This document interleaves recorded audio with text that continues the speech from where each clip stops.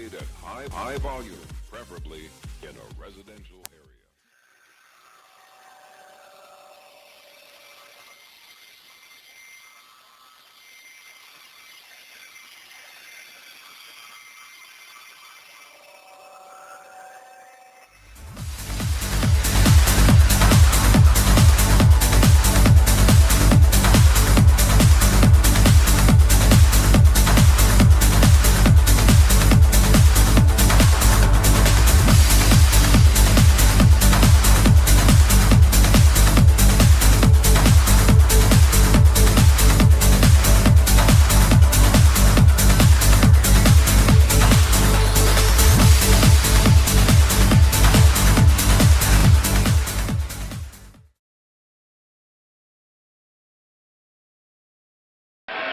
Good evening, and welcome to the 2015 NBA Draft at the Barclays Center, home of the Brooklyn Nets.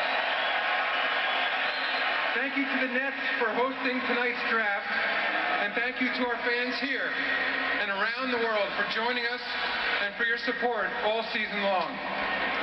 Before our proceedings begin, let me congratulate the Golden State Warriors on winning the 2015 NBA Championship, their first title in 40 years. The Warriors' climb back to the top of the league began long before this season's first game. In fact, it began right here on draft night. They understand what it's like to have to get out their best suits and figure out and wait and hear their name called on draft night. With the 13th pick in the 1994 NBA Draft, the Denver Nuggets select Jalen Rose. With the second pick in the 2002 NBA Draft, the Chicago Bulls select Jay Williams from Duke University. Has been the subject of much debate. Oh, boy. That was clearly before you started getting your suits at Baby Gap. Hey, that was a 2X. And he had hair. He had hair. I had a hairline. You're exactly right. I didn't know Red was back in. There was a story behind that because of the way you expected to be drafted, right? I thought I was going to be taken by the Los Angeles Clippers, so I wanted to be matching. And I didn't have a budget. I didn't have a jeweler, okay? I had two suits, a lime green one or the red and white one. And Seattle was going to take me later, so I said, you know what, I know I'm going earlier, so I wear the red and white one. So you also were drafted by the Mavericks. No footage at that time. Yeah, But I was what were you wearing? I was drafted so late I was wearing pajamas, and they called me and they told me, do you speak Italian? But it's not going to take long to find out who the Timberwolves are taking. Brian Windhorst on our draft preview show reported that they're going to take Karl Anthony Towns. Minnesota only won 16 games this past season. They need help a lot of places. They dealt Kevin Love to the Cavaliers. In return, they got the last two guys picked #1 overall in the draft, Andrew Wiggins and Anthony Bennett. Wiggins was the NBA Rookie of the Year. He was the first player in franchise history to win that award. However, as I mentioned, only 16 wins. Missed the playoffs for the 11th straight year. That's the longest active streak in the NBA, but they did win the lottery.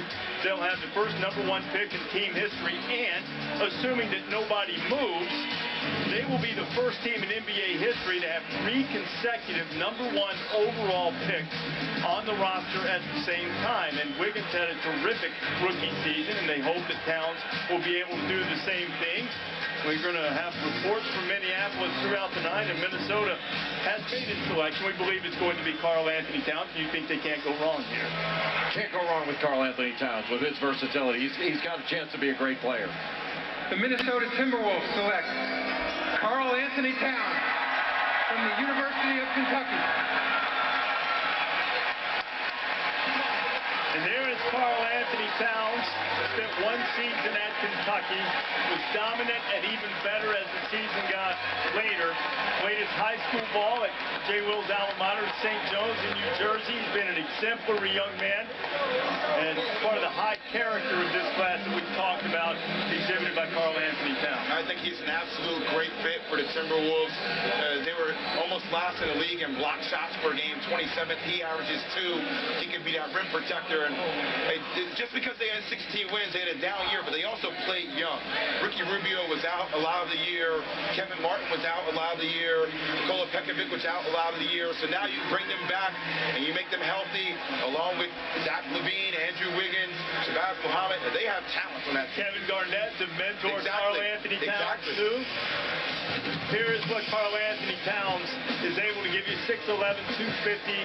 He can do a lot of different things on the floor. Well, he's incredibly versatile. He can post up. He can go over either shoulder in the post, and it's really improved his post play. He's gotten much stronger in his ability to get fouled and play through contact.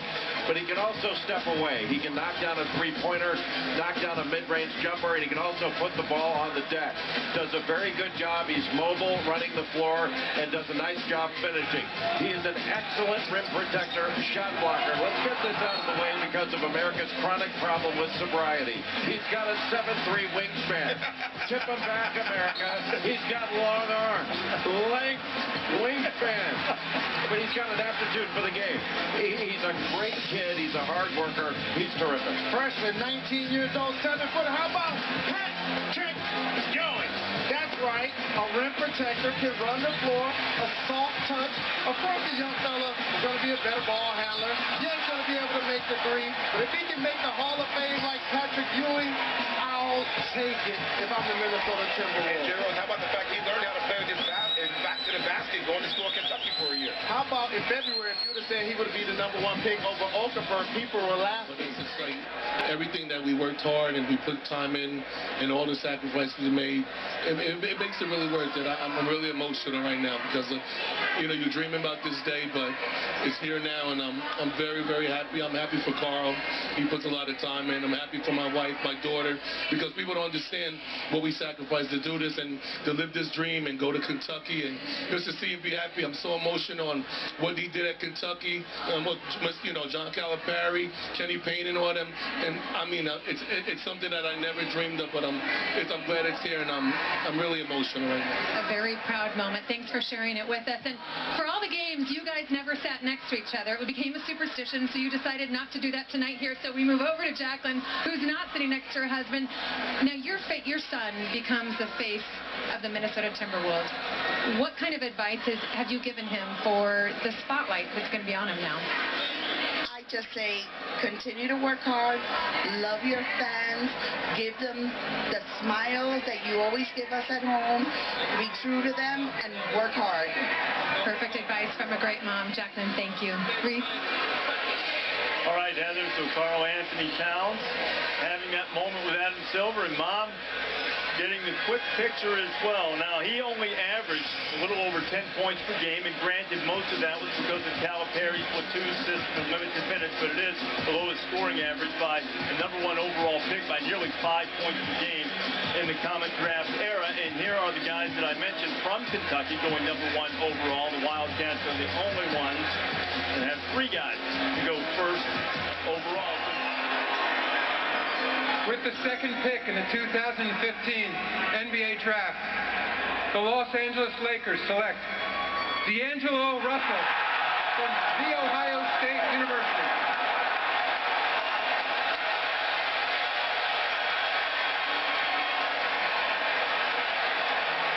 The Laker fans in the building are delighted with the pick.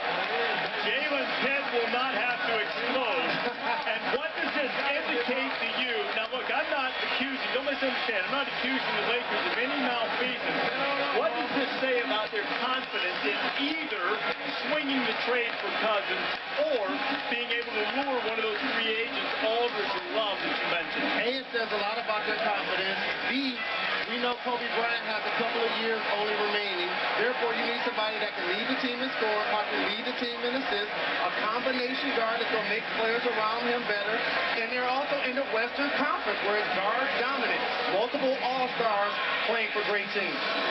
Are you surprised by this pick, Jake? I'm surprised by the pick, but look, I've said all along, I think D'Angelo Russell is the best pure basketball player in this draft. I mean, you can make an argument for Okafor, but this is not a bad pick because D'Angelo Russell is a savant passing the ball. He can absolutely see the floor. He doesn't look, he sees, and he can deliver the ball like very few guards that I've seen in the last several years. He can do it in the full court. He is excellent off of pick and rolls. He plays with really good pace. Now, he's not an elite level NBA athlete, so he's not a guy like Derrick Rose that is unbelievably dynamic, but this guy is an outstanding athlete. He's an NBA athlete, and he's effortless as a scorer.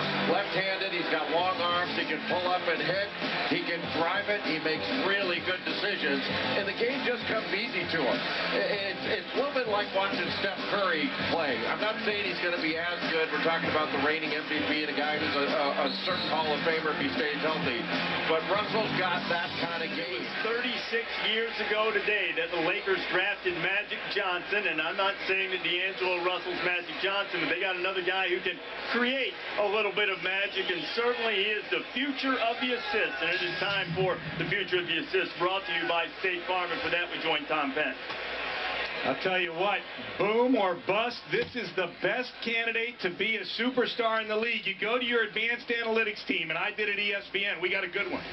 Who's got the best chance to be a real superstar? It's him. 15%, that's the highest in the draft. That's higher than the recent young guys. But there's a bust chance. I asked our guys, why so high on this? And it's because his numbers were so inflated in an inefficient offense and defense at Ohio State overall. But your eyes don't deceive you here. That's when you go back to your gut, you go back to your eyes. And welcome to your new peer group. In the Western Conference, this is what the expectation is, that you will develop into the new Kobe Bryant for the Los Angeles Lakers and to compete with these guys in the West. Big time pick for the Lakers here. They are going for it. So the Lakers hope to have a healthy Kobe Bryant. They get D'Angelo Russell, Julius Randle, if things stay pat right now. You don't know exactly how this is going to play out in terms of how they're going to put the roster together around D'Angelo Russell. Well, if they do, I mean, look, they're going to have a lot of cap space, so they can still obviously get a guy like Jalen alluded to, LaMarcus Aldridge, Kevin Love, Marc Gasol, even though I don't think he's going to leave Memphis. You may essentially get a two-guard like Lou Williams or Chris Middleton. They can put together the right pieces. The one question I have for a guy like D'Angelo Russell, I don't think he's as athletic as a guy like Moutier. And when you saw Tom talk about the people that he's going to have to guard, I think that's going to be a major challenge for him, because I don't know if he has the foot speed to stay in front of guys like Dame Lillard, Stephen Curry, Russell Westbrook. You're talking about elite of the elite guards in the West. First of all, I haven't seen anybody yet stay in front of Steph Curry. So, but that's going to be every single night in the Western Conference. He does. That is an area where he needs to improve. But the one thing, like, you can look at the Lakers and say, maybe they thought he was the best available player. It might not just be fit stuff, because, I mean, he's really, really good. And I think he's got a chance to be great. I have a number, 3,988. That's how many people have played a game in the NBA. Okay, can we retire the term bust and scrub for guys that actually make it to the NBA? Great. If you go to college and you are making millions of dollars in your post-collegiate career, and you're fortunate enough to buy your mom a house, you're not a bust.